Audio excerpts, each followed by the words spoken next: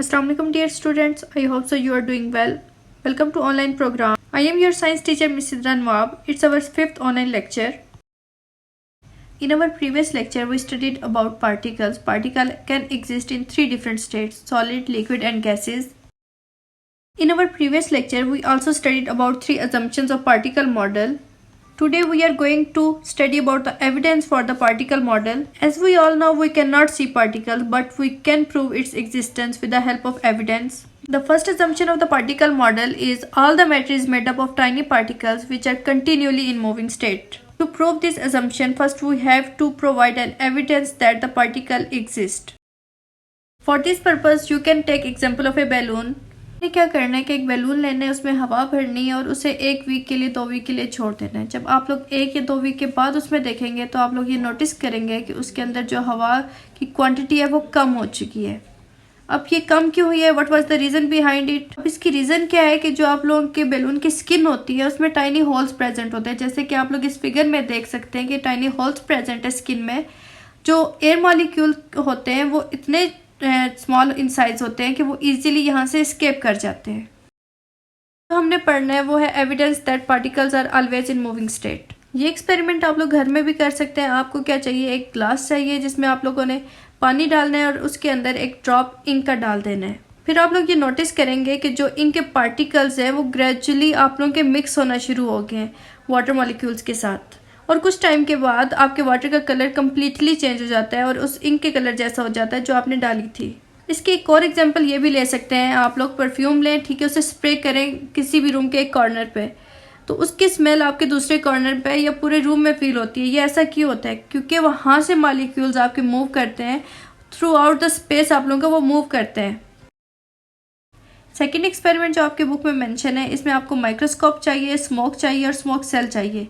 Smoke cell basically आपके पास small glass container होता है। आपने उस ग्लास स्मॉल कंटेनर को क्या करना है, स्मोक से फिल कर लेना है और उससे आप लोगों ने माइक्रोस्कोप की हेल्प से देखना है। जब ये एक्सपेरिमेंट किया गया और माइक्रोस्कोप की हेल्प से देखा गया तो ये ऑब्जर्व किया गया कि मॉलिक्यूल्स होते हैं वो एक रेंडम मूवमेंट शो कर रहे थे। इस रेंडम मोशन को कहा जाता है ब्राउनियन मोशन। अब इसको ब्राउनियन मोशन क्यों कहा जाता है? क्योंकि इसको सबसे पहले ऑब्जर्व रॉबर्ट ब्राउन ने किया था और इसी के नाम पे इस मोशन को नाम दिया गया ब्राउनियन मोशन।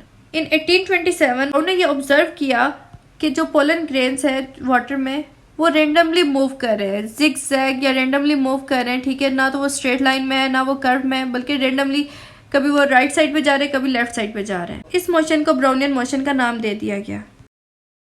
अब नेक्स्ट है evidence for the space between molecules. इसके लिए आपने क्या करना है कि 50 सेंटीमीटर क्यूब पीस लेने हैं और 50 सेंटीमीटर क्यूब राइस लेने हैं। अब अगर हम लोग देखें 50 + 50 हमारे पास 100 सेंटीमीटर क्यूब बनता है, लेकिन जब हम लोग इन्हें मिक्स करते हैं या एक ही कंटेनर में डालते हैं तो होता क्या है कि हमारे पास जो वॉल्यूम आता है वो 85 सेंटीमीटर क्यूब आता है। अब ऐसा क्यों हुआ है? हमारे पास 100 सेंटीमीटर क्यूब क्यों नहीं आया? तो इसकी रीज़न क्या थी? अगर हम लोग यहाँ पे ये जो माइक्रोस्कोपिक व्यू है अगर इसमें देखें तो हमारे पीस के दरमियान स्पेसिस प्रेजेंट है। राइस ने क्या किया, उन स्पेसिस को फिल कर दिया। इसी वजह से हमारे पास जो वॉल्यूम आया, फाइनल वॉल्यूम, वो हमारे पास 100 सेंटीमीटर क्यूब के बजाय 85 सेंटीमीटर क्यूब आया। इसके अलावा एक और एक्सपेरिमेंट किया है कि जब हम लोग वाटर को मिक्स करते हैं अल्कोहल के साथ, 50 सेंटीमीटर क्यूब वाटर लिया, 50 सेंटीमीटर क्यूब अल्कोहल लिया, जब उनको ऐड करते हैं तो हमारे पास 95 सेंटीमीटर क्यूब आता है। तो अब ये क्या हुआ? अब इसमें यही रीज़न आती है कि जो आपके वाटर मॉलिक्यूल्स हैं उसके दरमियान भी स्पेसिस प्रेजेंट होती हैं। जब अल्कोहल और वाटर मिक्स होता है तो सबसे पहले वो स्पेसिस कवर हो जाती हैं। इसी वजह से फाइनल वॉल्यूम आपके पास 100 सेंटीमीटर क्यूब के बजाय 95 सेंटीमीटर क्यूब आता है।